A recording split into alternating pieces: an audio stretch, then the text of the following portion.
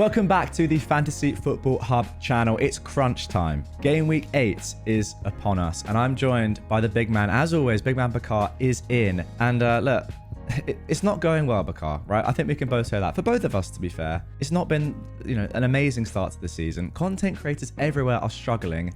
So many injuries. We're in a period of panic. What do we do? How was the last game week for you, first of all, before we get into your thoughts for the upcoming game week? Hello, Jack. Hello and welcome to all the listeners and viewers. It's actually funny that you smile when you ask me that question because, every single week I'm sat here saying the same thing. I think you should just take my recordings out from the previous videos and just copy paste them into the latest ones every week because I'm just getting immune to pain now. I'm just getting used to the fact that every single week, every decision that I take will inevitably go against me. And it will just, I'll be made to look like an idiot sitting here as an expert. Wow. It is that process which is going on. And I mean, I can only laugh about it, honestly, because I do realize that a lot of good managers are struggling. Yes. A lot of engaged managers are struggling. A lot of content creators are struggling. And you do tend to go through these spells as F-field managers, where things don't go well. It's difficult as a content creator because you have to be engaged most of the time. But let's say if you're a field manager who's not supposed to do content, etc., then I would simply recommend that you switch off from football for 5 or 6 days, come back to your team before the deadline and make whatever decision you think is best in that space of mind that you have. Because panic can often when you make decisions in panic, that can often sort of cause you to take irrational decisions. And that's something I've done myself. I've distanced myself from FPL for 2 or 3 days, and I'm coming back to my team with a fresh look, with a fresh mindset to think what is best. Because honestly, what has happened has happened. What's important is to decide what's the best sort of course of action to take from now on in. Exactly. You can only make solid decisions that you're happy with or comfortable with every week, and then ultimately after that, it's out of your hands. You say that every decision is going badly for you. Inform the viewers of your transfer last week. I got Botman in because he was leaked to start, and I waited till Saturday for team leaks, etc. And every single leak suggested that Botman was going to start. So I thought, okay, this is an easy transfer. I can see a clean sheet against Burnley. I'm going to bring him in, and my defense will be sorted for the next 3 weeks. Turns out Botman has aggravated his injury. He's not even going to be back by game week 8 or 9. What's worse is I have Estupiñán first on the bench, who I did say that, obviously I didn't see the own goal coming, but I did say that I wanted to bench him because Villa Away was a tough fixture and they do well at home. And he comes in from my bench for Botman, and I get the -2 to rub salt into the wounds. So yeah, just one of those things where you can laugh. What can you do about that? Botman is just Botman. He's been in my team for a while. He's been a great pick. He was, I don't know, with all the leaks, as you say, not nailed to start, but we were pretty confident that he was going to start in that game. All the leaks had him in the starting 11. I'm not talking about the predicted lineups. I'm talking about the team leaks. Yeah. From people who we've trusted in the past. Exactly. Well, look, that's last week. We'll leave it. We'll leave it for now because once again, all you can do is make solid decisions in your mind that you're happy with at the time. So this is the team going forward. What are your initial thoughts here? My thoughts earlier in the week were that which is why I didn't really wildcard. I thought that I can possibly get away with one free transfer, but I'm not sure at the minute now because with injuries sort of cropping up, I have not totally ruled out the wildcard. I think there's a possibility of a late wildcard that might happen. I'm just one flag or one injury away from it happening. I might even do it now. By now, I mean on Friday, given the information. Because if let's say if Botman was fine, then I still think that wildcarding in 10 does have more upside than wildcarding in 8. Because when you look at my team, for example, I have Udogi, I have Son, and I can get to the third Spurs that almost every other wildcarder will have. So I can get to Maddison, I can get to Porro if I want. I can sell, let's say, Estupiñán for Porro or alternatively Sterling for Maddison. And my team will, it won't be ideal, but it will be all right.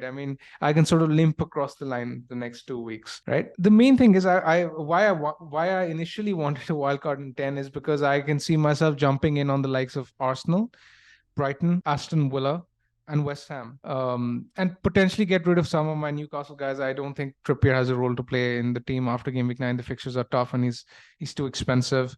Similarly with the Spurs guys, I mean, I might have one at best, but given the fact that Spurs have a tough run from 10, I won't advocate having more than one. So the team would look slightly different to what it would if I wildcard now. The problem that I'm facing if I wildcard now is that it feels as if I'm doing it because I can't field 11 players in my team, and it doesn't really feel ideal because I'm sort of then going to be picking Aston Villa players, West Ham players who don't really have the best of fixtures in the next 2 weeks. That's my concern regarding it. The United mids have backfired in my current team, but I still don't think they're hard sells before games to Brentford and Sheffield United. Oh, the comments. Let's talk. Okay, come on. Let's talk about the United midfielders. Let's talk about them. Let me ask you this question, right? Because I, on the whole, agree with you that they're definitely not hard sells. However, they just haven't done anywhere near enough to be in our teams. Exactly. But you're right. I mean, no one could. I mean, it's that Sheffield United away fixture as well. The problem now is that you look at their prices; they're dropping like crazy. Another blank for these two. They're both going to drop again. So you're looking at, if that was to happen, you're looking at 0.5, 0.6 down. I'm not sat here justifying their selection. What I'm trying to say is that I don't, other than Salah, I don't think there's any midfielder that I will be scared of not owning. Let's say if I don't wildcard, I don't think. Let's say, I mean, Bowen is a great pick from Gameweek 10 onwards, but next to he has Newcastle, he has Villa, Diaby is potentially injured, Eze is injured, Saka has what City and Chelsea in the next two. Again, not great fixtures. He's probably injured as well. So to be fair. He's injured as well, probably. So who do you go to? I mean, you go to Son and Maddison. I already have Son and Maddison. So see the point I'm trying to make. Yeah, I mean, absolutely. I don't think necessarily Bruno and Rashford are good picks. And I'm not even going to, like I have done in the previous videos, I'm not going to be sitting here with a list of stats trying to justify their selection. What I'm trying to say is that I just don't think there are any very good alternatives that I see. So if you have them, why not just give them this game against Brentford? What's the worst that can happen? Honestly, I agree. I do agree. The people would say that the worst that could happen is that you continue to lose value and you end up in a position come game week 10 when you do wildcard in which your team value is 99.5 or perhaps even less, and you're really struggling to even get a solid team out. Now, obviously, there are always other budget options you can go to, but it's not ideal, is it? I don't think that's necessarily the case because, I mean, if you look at most defenses that are wildcarding this week, or if I'm wildcarding in 10, there's no defender over 5 million that both teams will have. Neither the Game Week 8 wildcarders or neither the Game Week 10 wildcarders. In fact, when you look at some of the enablers in Game Week 10 wildcard, you can get someone like, I mean, the cheap options, Brighton have a great run of fixtures. So someone like Mitoma is very cheap, great run of fixtures. You can easily get him. Even someone like like some defender from Burnley, like Bear has a good run of fixtures if you're forced into playing him, or Archer. I mean, it's not as if it would be a complete disaster if you wildcard in 10. I don't think that will be the case. The likes of Gabriel are available at 4.7. So it's fine. I mean, when you look at those fixtures, I still think that the options that you're going to go with, even with Salah and Haaland, are not going to be as expensive, despite the fact that the TV is bleeding and the team value is bleeding for me. I realize that, but I am not really putting the team value drops into my consideration of wildcarding, because what I'm trying to figure out is what is best for my team, whether or not the upside of the players I get in now is better than the players that I get in Game Week 10. And ideally, I do think that's Game Week 10. But because I might not be able to field a full 11, there's a chance that I'm forced into wildcarding this week, and I'll decide after the press conferences on Friday. And there is every chance that I reluctantly just decide to wildcard. Let's talk about the problem players in your team then. Pickford is fine. Obviously, he's not ideal. He's not been good this season, but he's fine. He's fit. He's fine, but let's compare him. Let's compare him to someone like an Areola. I'll get this week. Areola's Newcastle. Do you think he keeps a clean sheet? I would rather have Pickford in my team this week. There you go. So no. So Trippier is fine. Is there any Game Week 8? Is there any Game Week 8 wildcarder who has Trippier? I have not seen him in any of the drafts. I mean, most people are trying to invest funds in midfield and forwards. You can't feasibly get Trippier and then have the rest of the team that you want. And to be honest, that's a big plus for not wildcarding this week. I know it's a tough fixture, but look at Trippier's points over the last 3 game weeks. It's an absolute joke. The problem then becomes Estupiñán and Botman, who have the injuries now. So right now you're forced into a defender transfer really to get 11 out, unless you want to play Kabore home to Tottenham. Yeah, Udogie as well. I have Udogie, so he's going to be the second defender. Udogie's in, yeah, but just after that. Yeah. After that, the third defender is the big problem. You're absolutely right. I mean, I don't think there's much difference between playing Stupinan or Kabore. I mean, both of them. Let's say even if Stupinan is injured now, Kabore is going to be what, a 0 or a 1 pointer. Yeah, if you're lucky, I guess. Yeah. I mean, yes. I mean, if let's say if I don't wildcard, then Stupinan to Poro or Stupinan to Cash could be one of the moves that I go for. Yeah, I like that move a lot just because to me it seems as if you're going from realistically a Kabore who's what's his ceiling in that game? Let's be honest, 1, 2. No, what it gives me compared to a Cash or Vernon who got a good fixture or someone like that. What it gives me is basically a better defender for Game Week 9 as well. Yeah, exactly. Right? So it's not a 1 week move. It's not a 1 week move, because with this team, if I decide not to make a defensive transfer, then my defense for Game Week 9 will look equally bad because Stupinan is not getting back anytime soon. Botman is injured. Yeah. I will be forced to play Kabore next week as well, which is again far from ideal. So I have to make a defensive transfer. Okay, so I haven't even actually asked you yet. How many transfers do you have? Do you have 1 free? 1, yes. Okay, fine. Let's talk about the midfield because we've mentioned the United players. That's okay, and I understand the reasoning for you being okay with holding them. It's not ideal, but as you said, there's not actually any other crazy options in there that you could go for this week. Let's talk about Sterling now. Big problem. I think big problem. So what are your thoughts? Honestly, whether or not I decide to wildcard will depend a lot on my assessment of Sterling starting. Right. Because if Sterling is, let's say, if on Friday I think he's likely to start, he was taken ill. He didn't train the last week, which is why he didn't start against Fulham. Now the problem is that he didn't start in Chelsea, played Palmer and Mudryk, and they put in a very good performance. And now there is a chance, there's a world where Sterling doesn't get back into the 11 at all, and Mudryk and Palmer play again. Because Mudryk, he did come off at halftime, but Maatsen played left wing. So I'm not even sure whether Sterling's going to play left wing.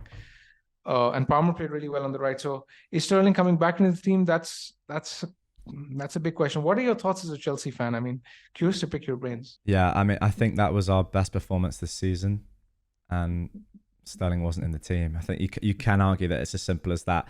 I don't not believe that he did have a virus. I mean, I'm sure he had a virus. I don't really see why there would necessarily be a reason to lie from Poch about that. But yeah, I mean, it's as simple as that. It was our best performance, and he wasn't in the team. And you can't be sure that he's going to start the next There's no way you can be sure he's going to start.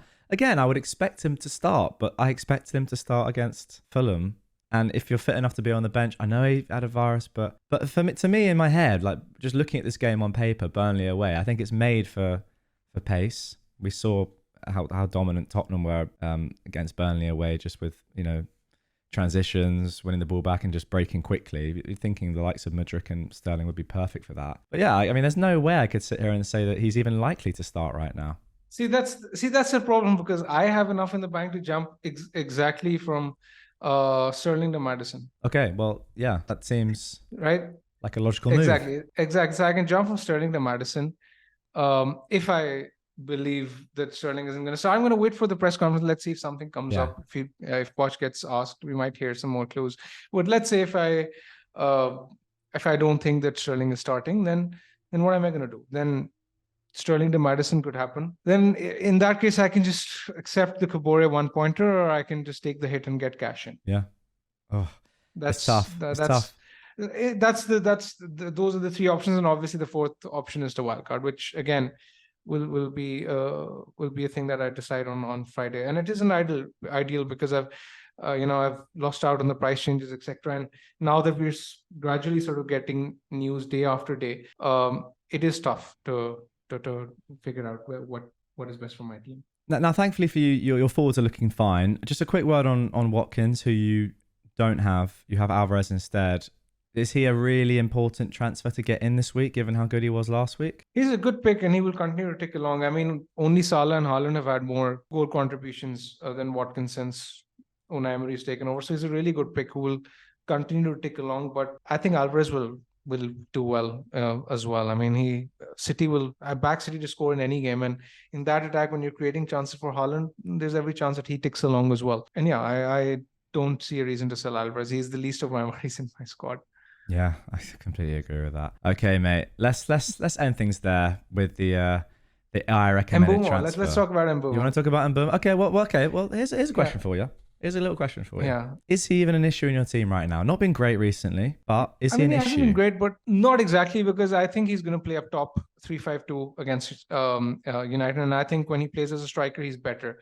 And then he has Burnley at home next week. So I don't necessarily look at him as an issue. But people are getting cold feet because he's blanked in a few games now. I know I was. So that's a problem. I just think... a couple of injuries in that team has really seemed to have affected how they're playing. Henry especially, just Henry, not ideal for him and not to be fit. So important for them going forward. So it's just now up to me to decide whether I decide to limp across the line or whether I wildcard. I would actually like to hear from the viewers as well in the comments as to what they think I should do with my team. I think they're going to say wildcard. What would you do? Well, you know what I do. You know what I do.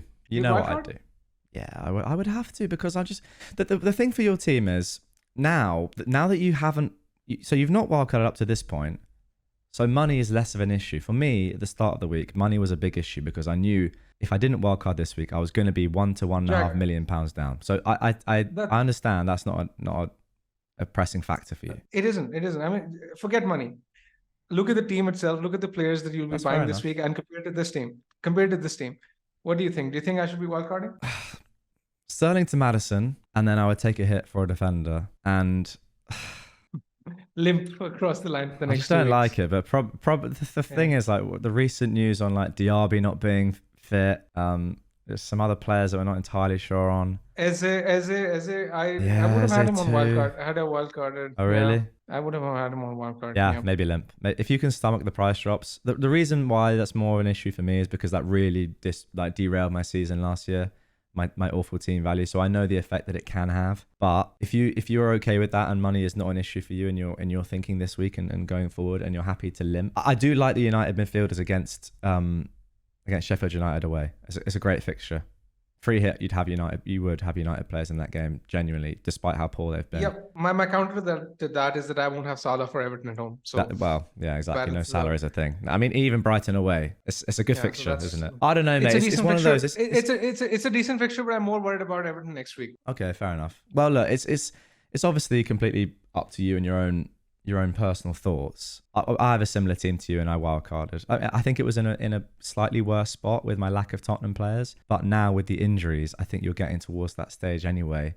But it's going to be a decision that you said that you're going to make on Friday after you hear all the information. Exactly. Yes. So guys, if you want to know what Bakar is going to do, obviously follow him on Twitter. Twitter is on screen as it always is. Follow me as well while you're over there. Why not? But importantly, final team reveal will be posted on Fantasy Football Hub, the website, link down below. Go and sign up. 7-day free trial, 30% off.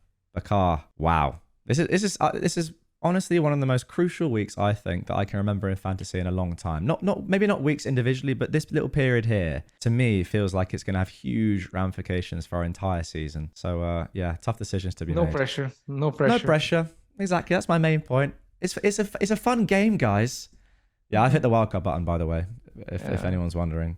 I thought I had to, but honestly, I'm not entirely 100% sure on that decision now. I don't know. Sadly, I missed some price rises on Saturday because I had a few too many beers. But that's not important. Bakar, thank you very much as always. I am very interested to see what you're going to do. Very interested. You're going to jump on the green arrow now. That's going to be out by the time this video is out. Go and check that out. Bakar's going to be chatting even more about his team with the famous faces that we've got on there, Rich and Fergie. Link to that down below as well. Go and watch it if you want even more content from Bakar. Guys, thank you. Good luck this week, and we will see you after the international break.